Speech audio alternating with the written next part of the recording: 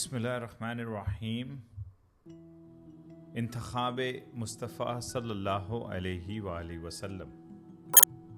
हज़रत वासला बिन अल-अस्क़ा रज़ियल्लाहु अन्हु से मरवी है कि हुज़ूर नबी अकरम सल्लल्लाहु अलैहि वसल्लम ने फरमाया, अल्लाह ताला ने औलाद इस्माईल अलैहिस्सलाम से बनी कुनाना को और औलाद कुनाना में से कुरैश को और कुरैश में से बनी हाशिम को और बनी हाशिम में से मुझे शर्फ़ इंतखाब बख्शा और पसंदीदा करार दिया।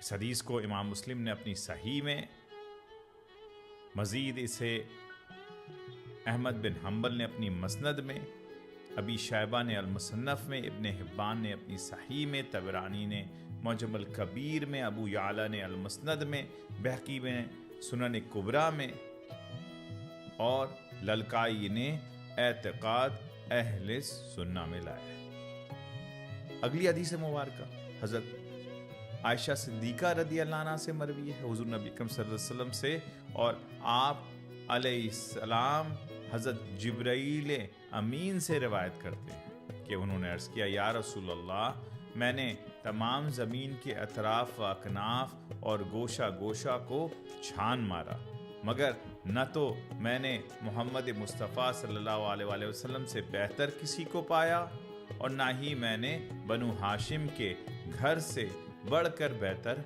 कोई घर देखा। इस हदीस को तबरानी ने मुअज्जम अल-औसत, ललकाई ने एतकाद अल-सुन्ना, हैशमी ने मुजम्मा अज़-ज़वाइद में लाया। हज़रत अली रज़ियल्लाहु अन्हु से मरवी है कि हुज़ूर नबी अकरम सल्लल्लाहु अलैहि वसल्लम ने फरमाया, मैं निकाह के साथ मुतवल्लिद हुआ, न कि गैर शरई तरीक़े पर, और मेरा ये निस्बती तक़द्दुस हज़रत आदम अलैहिस्सलाम से शुरू होकर हज़रत अब्दुल्ला और हज़रत आमना रज़ियल्लाहु अन्हा के मुझे जन्ने तक बरकरार रहा, और ज़माना जाहिलियत की बद किरदारियों और आवारगियों की ज़र्रा भर भी मिलावट मेरे नसब में नहीं पाई गई। इस हदीस को भी तिबरानी ने मुअज्जम अल-औसत में, बहकी ने इब्न अब्बास रज़ियल्लाहु अन्हुमा सुनन कुबरा में, दैलमी ने फ़ी मस्नदुल फ़िरदौस में, हुसैनी ने अल-बयान उल तारीफ़ में, हिंदी ने कंजुल आमाल में, हैशमी ने मुजम्मा अज़-ज़वाइद में। और इन सारी हदीसों को हुज़ूर सैयदी शेखुल इस्लाम अद-दक्तूर प्रोफेसर डॉक्टर मोहम्मद ताहिर अल-क़ादरी मदज़िल्लुहु अलैह ने अल-मिनहाजुस-सवी मिनल हदीसुन नबवी में जमा कर दिया। अब आइए इन तीनों हदीसों से हासिल होने वाले चंद निकात की तरफ चलते हैं। पहली हदीस के रावी हज़रत वासला बिन अस्क़ा रज़ियल्लाहु अन्हु हैं। इस हदीस में रसूल पाक सल्लल्लाहु अलैहि वसल्लम ने फरमाया कि औलाद इस्माईल से मुझे चुना गया। अब इब्राहीम अलैहिस्सलाम के दो साहबजादे हैं, एक बड़े इस्माईल अलैहिस्सलाम और दूसरे हज़रत इसहाक़ अलैहिस्सलाम। जितने नबी आए हैं वो सारे, नीचे जितने आए हैं वो सारे हज़रत इसहाक़ अलैहिस्सलाम से आए हैं, सिवाय हुज़ूर नबी अकरम सल्लल्लाहु अलैहि वसल्लम की ज़ात जो कि हज़रत इस्माईल से आई। हज़रत इब्राहीम अलैहिस्सलाम की दुआ कुरान मजीद सूरह बकरा आयत नंबर 129 में है, औज़ु बिल्लाहि मिनश शैतानिर रजीम।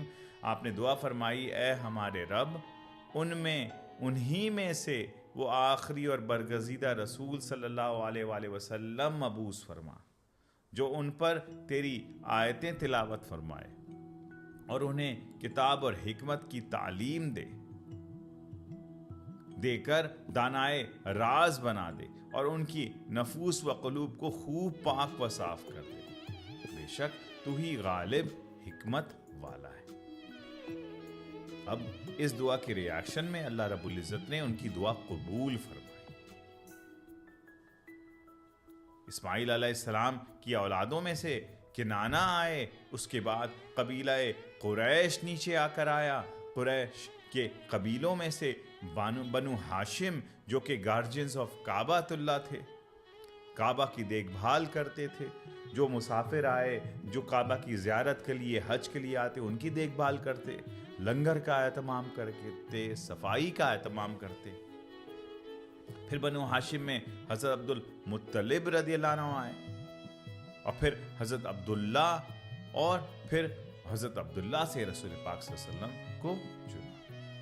رسول پاک صلی اللہ علیہ وسلم اپنا نسب نامہ اور ان کی خصوصیت اس حدیث میں بیان فرما رہے ہیں، اور آپ بیان کر رہے ہیں کہ قریش میں سے بنو ہاشم، اب مجھے شرف انتخاب، مجھے ان پاک نفوس میں میرے اوپر جتنے نفوس آئے سارے پاک رحم میں یہ تولد ہوتے ہوئے آئے۔ اور پھر سیکنڈ حدیث مبارکہ جبرائیل امین کا قول یہاں پہ ریپیٹ ہوا ہے۔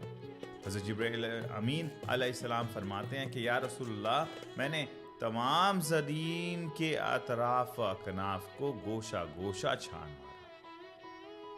پھر گوشہ گوشہ چھان مارا کس کے لیے؟ وہ دیکھنے کے لیے کہ کہیں تو کوئی ہے بہتر محمد سے صلی اللہ علیہ وآلہ وسلم۔ فرماتے ہیں کہ میں نے پورے زمین کے چپے چپے میں حضور نبی اکرم صلی اللہ علیہ وآلہ وسلم جیسا بہتر کوئی نہ پایا، نہیں میں نے بنو ہاشم کے گھر سے بڑھ کر بہتر کوئی گھر دیکھا۔ اب دیکھ رہے ہیں کہ جبرائیل امین جو ہیں وہ آقا علیہ السلام کی نسب مبارک، حضور کی ذات اقدس اور حضور کے فیملی بنو ہاشم کو کے گھر سے بہتر کوئی گھر بھی نہ پا سکے۔ یہ آپ کی دلیل ہے۔ آخری حدیث میں حضرت علی کرم اللہ وجل کریم سے مروی ہے، آقا علیہ السلام نے فرمایا، میں نکاح کے ساتھ مولد ہوا۔ یاد رکھیں دور جاہلیت میں بہت ساری خرابی تھی، اور ان میں سے ایک خرابی یہ تھی کہ بنا شادی کی اولادیں ہوتی تھیں، بدکاریاں تھیں، زنا تھا۔ رسول پاک صلی اللہ علیہ وسلم فرما رہے ہیں کہ جتنی گندگی ہوئی، جتنی بدکاریاں ہوئی، آوارگیاں ہوئیں، اللہ رب العزت نے میری نسل کو پاک رحموں میں متولد کرتے ہوئے اور پاک شادیوں سے متولد کرتے ہوئے حضرت عبداللہ اور حضرت آمنہ کے شادی سے مجھے جو ہے وہ مبعوث فرمایا۔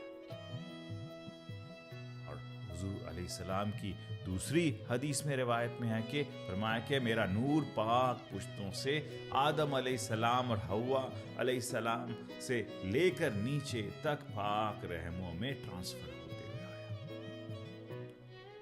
یہ ہے تاجدار کائنات صلی اللہ علیہ وسلم کا انتخاب، آپ کا سلیکشن، اور آپ کا میگنانمس اور آپ کا اسپرچول سلیکشن اللہ کی بارگاہ، کہ اللہ تعالیٰ نے دور گزرتے گئے، دوروں میں خرابیاں آتی گئیں، مگر حضور علیہ السلام کا نور وہ پاک رحموں میں منتقل ہوتا چلا ہے۔